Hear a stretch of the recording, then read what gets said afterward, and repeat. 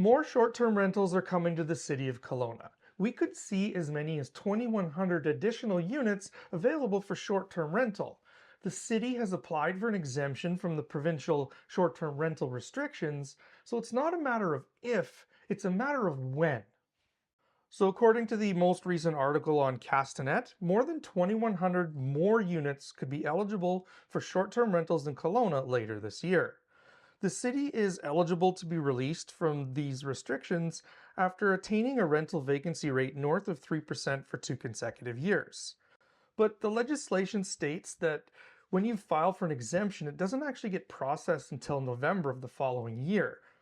So the article states that the city is working to have those timeline removed and moved up to take advantage of a lot of high profile events that are coming to the city this spring and summer, and not to mention tourist season. We have the BC Lions playing a couple games here this year, we have the BC Summer Games, and the Memorial Cup is happening this spring.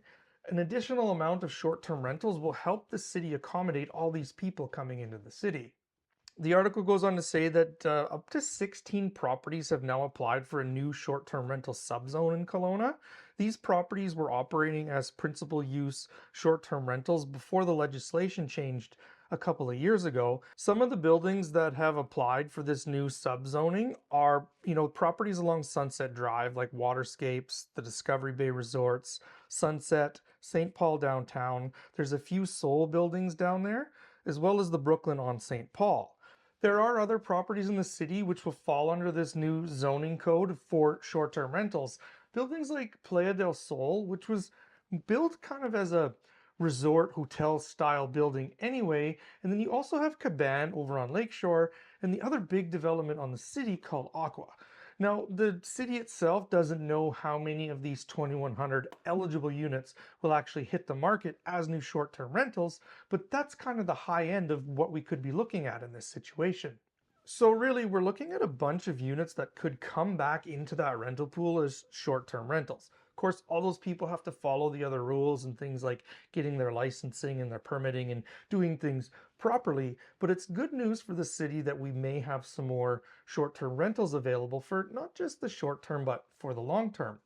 But the big question is obviously, when is this going to happen? The city is pushing to have it happen before November so we don't miss out on this season.